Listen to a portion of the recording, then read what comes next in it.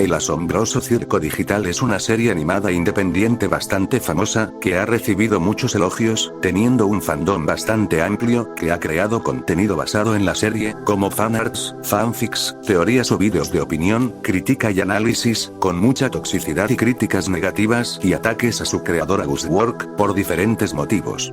Diría que, mucha gente tenía expectativas bastante grandes sobre el final de la serie, otros opinan que este show tenía potencial para una segunda temporada, y yo creo que, más allá de las polémicas, el final de El asombroso circo digital, no es tan terrible como dicen algunos, pero no es la gran cosa como dicen otros, el final en cuestión, tiene cosas buenas y otras cosas malas, y no llega a ser tan terrible, en comparación con el final de Steven Universe Star vs las fuerzas del mal. Pero si pudo ser mejor, creo que, la gente al tener expectativas tan altas sobre el final de El asombroso circo digital, fue en sí mismo un problema, porque no todo el mundo tenía las mismas expectativas y no se puede complacer a todo el mundo, sin embargo, es la propia toxicidad de los fans, lo que hace sentir a algunos que no pueden tener la libertad de hacer una crítica negativa al final de este show, sin sentir que vas a terminar linchado. Y antes de profundizar en mi perspectiva sobre el final de El asombroso circo digital, me gustaría aclarar que, no voy a satanizar el final, pero tampoco lo voy a alabar como si fuese la gran cosa, porque no lo es, lo que quizás entre en conflicto con la opinión de los fans más intensos. Pedí nacer peruano, solo tuve el privilegio de hacerlo. El final en cuestión me parece agridulce, y es que, su principal problema es el enfoque excesivo al personaje de Jax, pues, más allá de que Jax sea un protagonista del show, creo que había formas más orgánicas, de introducir su historia de trauma familiar y relación con Ribiti Kouzmo, sin necesidad de poner toda esta historia en el último capítulo, porque se siente que nos están contando la historia de Jax de forma apresurada y al mismo tiempo, toda la narrativa del episodio final se siente demasiado comprimida, como si quisieran poner demasiadas cosas al mismo tiempo, y no saber cómo organizar estas ideas de forma coherente y elocuente, lo que da esa sensación de que pudieron haber más episodios, para organizar mejor la historia, y también me hace pensar que no sabían exactamente qué dirección darle a este capítulo, ya que la escritura se siente improvisada, en comparación con el capítulo 7 y 8, que narrativamente hablando, se podría decir que son los episodios más entretenidos del show. Ponni, siendo la protagonista principal del programa, fue relegada de su rol protagónico, por culpa de Jax, sintiéndose más como un personaje secundario, cuya agencia se basaba únicamente en ayudar a deshacer la abstracción de Jax, cosa que solo sirvió para reforzar la idea de que la abstracción no se puede anular. Tampoco encuentro sentido en que Pomni quiera ayudar a Jax, ya que parecía que Pomni se había distanciado emocionalmente de Jax, después de que Pomni lo atacara capítulos antes en su pelea, y la conexión entre Pomni y Jax parecía casi nula o incluso superficial, pues, se siente como esas relaciones que el autor quiere forzar, porque desde su perspectiva se ve bien, pero desde el ángulo del espectador no tiene sentido, porque no se ve que haya compatibilidad entre los personajes. Y la serie da a entender que, Jax prácticamente no puede ser compatible con nadie, por su actitud de autosaboteo constante y apego evitativo. Y algo que me parece curioso es pensar en lo vacío y unidimensional que es el personaje de Pomni en sí mismo, ya que este carece de una personalidad bien definida o icónica. Pomni es un personaje reaccionario a su entorno, y empieza a tener un poco de agencia propia, en el penúltimo episodio, cuando le puso la cubeta en la cabeza a Kinger, porque se había dado cuenta que, Kinger era mentalmente cuerdo, en la oscuridad, y es curioso que, los demás personajes que tenían más tiempo que Pomni en el circo no se dieran cuenta de ello. Pedí nacer peruano, solo tuve el privilegio de hacerlo. La trama de este show da a entender en un inicio que el objetivo principal es escapar del circo, al mismo tiempo que nos van mostrando a sus personajes, por lo tanto, es natural asumir que, conforme va avanzando la historia, se van descubriendo y resolviendo misterios, y los personajes escapan del circo, evitan a Kane o intentan derrotarlo, ya que Kane es lo más parecido que haya un villano dentro de la serie, pues, literalmente forzaba a los demás a ir a aventuras que no querían realizar, o los torturaba de formas muy personales.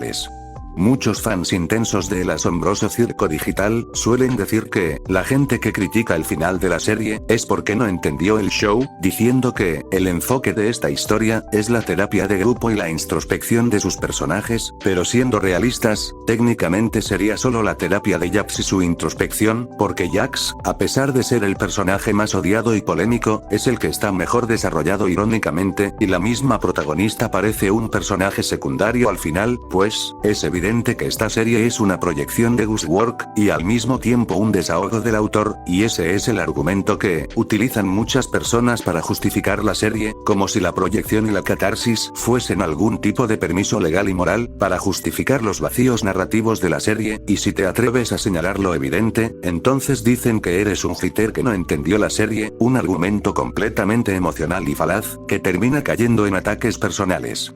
Kinger es el personaje más agradable y empático, aconseja y consuela a Pomni y Ragata en momentos que más lo necesitaban. Zubel es un personaje amargado y distante, y Gangle es un personaje depresivo y temeroso. Tenemos un episodio completo dedicado a Gangle, mostrándonos su fragilidad mental, y uno podría preguntarse, ¿por qué este personaje no se abstrae? Si literalmente, hay una escena donde se atraviesa a un camión, un intento de suicidio directo. Solo podría suponer que Gangle tiene mucha resiliencia, y por eso no se abstrae. Una serie que es una constante sesión de terapia, donde el avance de la trama se detiene, para darle paso a la exploración psicológica, puede sentirse como que la trama de la historia se congela, para darle prioridad a la psicología de uno o varios personajes. Y este tipo de escritura parece haber permeado gran parte de la ficción popular, donde el crecimiento personal es el objetivo final, por encima del éxito en la misión o la superación de un obstáculo externo. Es como una psicologización de la trama. Y el riesgo es que el entorno se sienta artificialmente moldeado para validar las emociones de los personajes, en lugar de ser un entorno hostil o desafiante que obligue al personaje a cambiar por mérito propio. ¡No pedí nacer peruano! ¡Solo tuve el privilegio de hacerlo! Kane manipula el entorno del mundo digital y también puede controlar la mente de los humanos, y también sabía cosas personales de ellos, con lo cual podía herirlos a un nivel psicológico profundo, y esa tensión constante y estrés que mantienen los personajes es lo que los lleva a abstraerse. Muchos blanquean y justifican las acciones de Kane, porque es un personaje carismático y porque se redimió, muy convenientemente. Parece que, en estos tiempos modernos, los escritores temen escribir un villano que termine pagando por sus acciones, ya sea recibiendo un castigo o muriendo, y optan por la redención, así el personaje haya cometido un genocidio. La brújula moral de estas historias es bastante curiosa, por no decir distorsionada. Estas historias tienen su propio código moral. Y probablemente, muchos consideren que Jax es el verdadero villano de la historia, porque él no se redimió, y prefirió abstraerse, o porque trataba mal a los demás en el circo, o porque provoca la abstracción de Ribítico Ufmo, pero la verdad es que Kane es peor, pues, tiene el poder de manipular el entorno del circo y la mente de sus integrantes, solo que, mucha gente no percibe a Kane como el malo, porque es carismático y porque se redimió. Un buen ejemplo de, no importa que tantas malas acciones hagas, si te sientes arrepentido, es más que suficiente, no hay castigo, no hay consecuencias, los personajes simplemente aceptan que Kane cambió, alegando que sienten desconfianza, y tomando en cuenta que nadie puede salir del circo, están condenados a estar juntos, por lo tanto, están forzados a tratar de llevarse bien, para no abstraerse. El caso de Kane es un ejemplo perfecto de lo que en crítica literaria se llama el sesgo del antagonista simpático. El carisma es un mecanismo de lavado de imagen básicamente. En la narrativa moderna, un personaje con diseño llamativo, voz expresiva o una personalidad excéntrica suele recibir una exención de culpa por parte de la audiencia.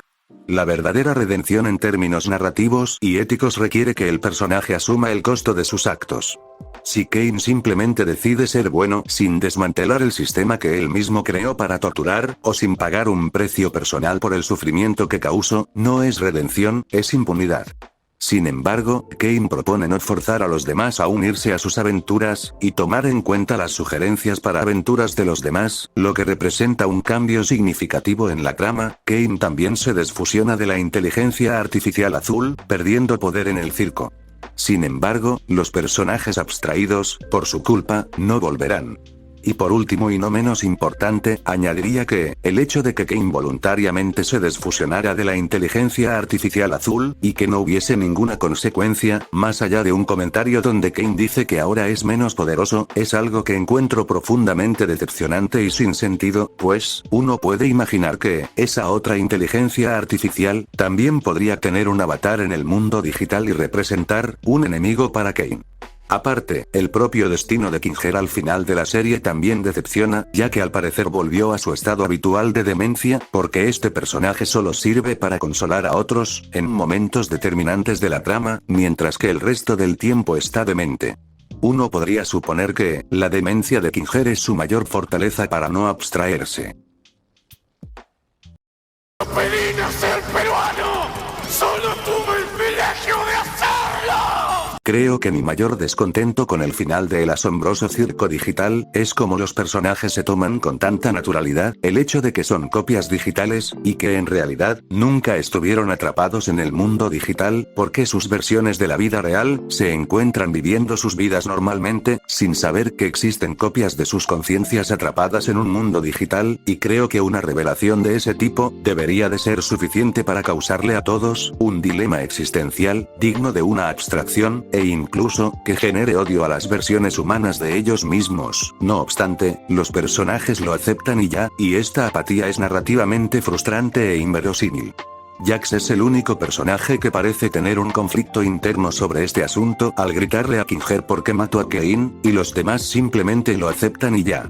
El personaje de Jax, aparentemente no quería salir del circo, temía tener que lidiar con las consecuencias de sus acciones en la vida real, pero también encontraba problemático que su existencia se limitara solo a ser una copia digital de una conciencia. La paradoja del barco de Teseo se vuelve inevitable. Pues, ¿quiénes son los verdaderos personajes? ¿Los humanos o las copias digitales?